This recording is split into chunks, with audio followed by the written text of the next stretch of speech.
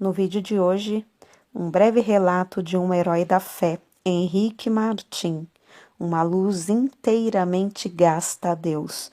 Ele foi um dos 20 homens extraordinários que incendiaram o mundo. Seja bem-vindo ao Diário Pentecostal Historiando, análise histórica e crítica sobre o movimento pentecostal brasileiro. Se inscreva no canal e siga nossas redes sociais. O povo que não conhece a sua história está condenado a repeti-la. Ajoelhado na praia da Índia, Henrique Martin derramava a alma perante o mestre e orava. Amado Senhor, eu também andava no país longínquo, minha vida ardia no pecado. Desejaste que eu me tornasse não mais um tição para espalhar a destruição, mas uma tocha brilhando por ti. Zacarias 3:2. Eis-me aqui nas trevas mais densas, selvagens e opressivas do paganismo. Agora, Senhor, quero arder até me consumir inteiramente por ti. O intenso ardor daquele dia sempre motivou a vida desse moço. Diz-se que possuiu o nome mais heróico que adorna a história da Igreja da Inglaterra, desde os tempos da Rainha Elizabeth. Contudo, até entre os seus patrícios, ele não é bem conhecido. Seu pai era de físico franzino e, após o seu falecimento, os 4 filhos, inclusive Henrique, não tardaram a contrair a mesma enfermidade, a tuberculose. Com a morte do pai, Henrique perdeu seu intenso gosto pela matemática e passou a se interessar grandemente pela leitura da Bíblia. Diplomou-se com mais honras do que todos da sua classe. O Espírito Santo, porém, falou à sua alma: busca as grandes coisas para ti, não as busques. Acerca dos seus estudos, testificou: alcancei o ponto mais alto que desejara, mas fiquei desapontado ao ver como tinha agarrado apenas uma sombra.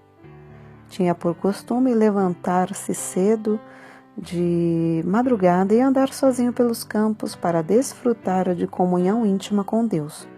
O resultado foi que abandonou para sempre o plano de ser advogado, um alvo que até então perseguia, porque não podia consentir em ser pobre pelo amor de Cristo. Ao ouvir um sermão sobre o estado perdido dos pagãos, resolveu dar a sua vida como missionário. Ao conhecer a vida abnegada do missionário Guilherme Carey e sua grande obra na Índia, sentiu-se dirigido a trabalhar no mesmo país. O desejo de levar a mensagem de salvação aos povos que não conheciam a Cristo tornou-se como um fogo inextinguível na sua alma pela leitura da biografia de Davi Brainerd, que morrera quando ainda muito jovem. Esse missionário partiu para a glória com a idade de 29 anos, depois de dedicar sua vida inteiramente ao serviço de evangelização dos silvícolas da América do Norte. Henrique Martin reconhecia que, como haviam sido poucos os anos na obra de Davi Brainerd, assim também seria com ele. Então se acendeu nele a mesma paixão de gastar-se inteiramente por Cristo no breve espaço de tempo que lhe restava. Seus sermões não consentiam em palavras de sabedoria humana, mas sempre se dirigia ao povo como um moribundo pregando aos moribundos. Havia um grande embaraço para Henrique Martin. A mãe de sua noiva, Lydia Grenfell, não consentiria que se casassem caso ele insistisse em levá-la para o estrangeiro. Henrique amava Lídia e o seu maior desejo terrestre era estabelecer um lar e trabalhar junto com ela na seara do Senhor.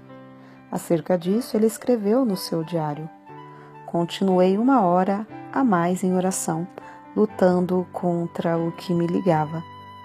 Cada vez que estava perto de ganhar a vitória, o coração voltava para seu ídolo.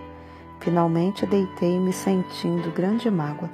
Então lembrou-se de Davi Brainerd, o qual negava a si mesmo todos os confortos da civilização, andava grandes distâncias sozinho na floresta, passava dias com fome e depois de assim se esforçar por 5 anos, voltou para falecer tuberculoso nos braços da sua noiva Jerusa, filha de Jonatas Edward.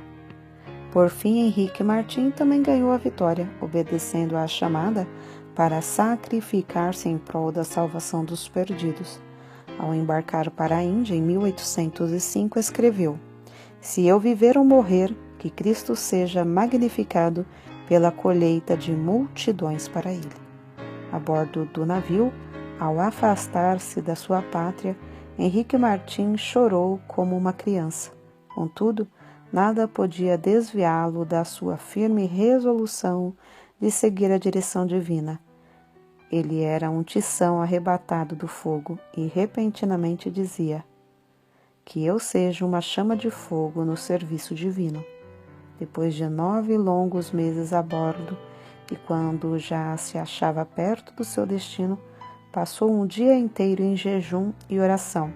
Sentia quão grande era o sacrifício da cruz e como era igualmente grande a sua responsabilidade para com os perdidos na idolatria da Índia.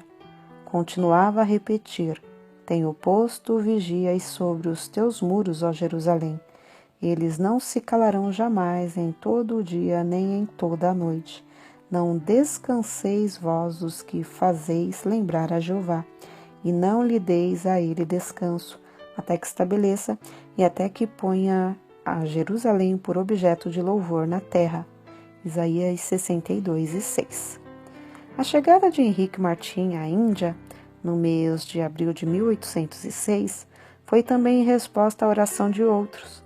A necessidade era tão grande nesse país que os poucos obreiros concordaram em se reunir em Calcutá de 8 em 8 dias para pedir a Deus que enviasse um homem cheio do Espírito Santo e poder à Índia. Martim, logo ao desembarcar, foi recebido alegremente por eles como resposta às orações. É difícil imaginar o horror das trevas em que vivia esse povo entre o qual Martim se achava. Um dia, perto do lugar onde se hospedara, ouviu uma música e viu a fumaça de uma das piras fúnebres de que ouvira falar antes de sair da Inglaterra. As chamas já começavam a subir do lugar onde uma viúva se achava sentada ao lado do cadáver de seu marido morto. Martim, indignado, esforçou-se, mas não pôde conseguir salvar a pobre vítima. Em outra ocasião, foi atraído pelo ruído de um símbolo a um lugar onde o povo fazia culto aos demônios. As pessoas ali reunidas se prostravam perante o ídolo, obra das suas próprias mãos, a quem adoravam e temiam. Martim sentia a si mesmo na vizinhança do inferno. Cercado de tais cenas, ele se aplicava mais e mais, sem se cansar, dia após dia, a aprender a língua. Não desanimava com a falta de fruto da sua pregação, reconhecendo ser de maior importância traduzir as Escrituras e colocá-las nas mãos do povo. Com esse alvo, perseverava cuidadosamente no trabalho da tradução, aperfeiçoando a obra pouco a pouco e parando de vez em quando para pedir o auxílio a Deus. Extraído de um dos seus sermões, conservados no Museu Britânico, o trecho abaixo denota como a sua alma ardia no firme propósito de dar Bíblia ao povo. Pensai na situação triste do moribundo que apenas conhece bastante da eternidade para temer a morte, mas não conhece bastante do Salvador para olhar o futuro com esperança. Não pode pedir uma Bíblia para saber algo sobre o que se firmar, nem pode pedir à esposa ou ao filho que lhe leiam um capítulo para o confortar. A Bíblia, é um tesouro que eles nunca possuíram. Vós que tendes um coração para sentir a miséria do próximo, vós que sabeis como a agonia de espírito é mais que qualquer sofrimento do corpo, vós que sabeis que vem o dia em que tendes de morrer, ó, dai-lhes aquilo que lhes será um conforto na hora de morte. Para suprir os povos da Índia e da Pérsia com a Bíblia em suas próprias línguas, Martim aplicou-se à obra de tradução das Escrituras de dia e de noite, até mesmo quando descansava e quando em viagem. Não diminuía a sua marcha quando o termômetro registrava um intenso calor de 70 graus, nem quando sofria da febre intermitente, nem com o avanço da peste branca que ardia no seu peito.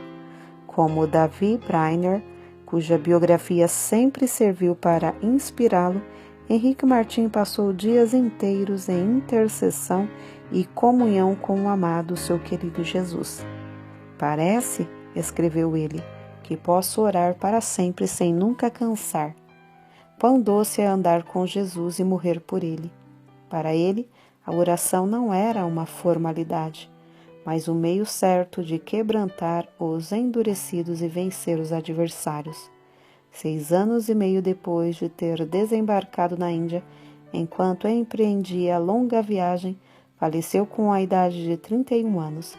Separado dos irmãos do resto da família, com a noiva esperando-o na Inglaterra e cercado de perseguidores, foi enterrado em um lugar desconhecido. Em grande o ânimo, a perseverança, o amor, a dedicação com que trabalhava na seara do Senhor. O zelo ardeu até ele se consumir nesse curto espaço de 6 anos e meio. É-nos impossível apreciar quão grande foi a sua obra feita em tão poucos anos. Além de pregar, conseguiu traduzir porções das Sagradas Escrituras para as línguas de 1/4 de todos os habitantes do mundo. O Novo Testamento em hindu, hindustão e persa e os evangelhos em judaico-persa são apenas uma parte das suas obras. 4 anos depois da sua morte, nasceu Fidelia Fiske, no sossego da Inglaterra. Quando ainda aluna na escola, leu a biografia de Henrique Martin. Andou 45 quilômetros de noite sob violenta tempestade de neve para pedir à sua mãe que a deixasse ir pregar o evangelho às mulheres persas. Ao chegar à Pérsia, reuniu muitas mulheres e lhes contou sobre o amor de Jesus, até que o avivamento em Oromiá tornou-se outro Pentecostes.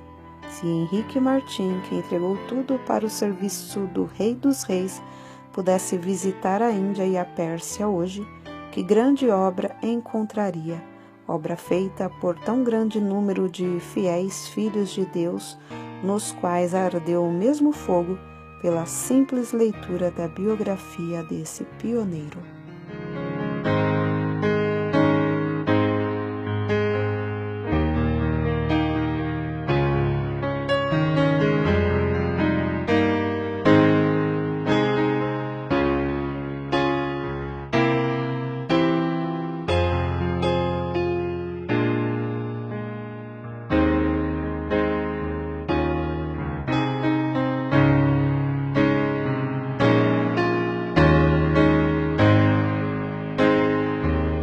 Porque nada podemos contra a verdade, senão pela verdade. Segunda carta aos Coríntios 13:8. Se você gostou do conteúdo deste vídeo, se inscreva no canal, deixe o seu joinha, compartilhe e ative o sininho para receber do YouTube as notificações dos novos vídeos.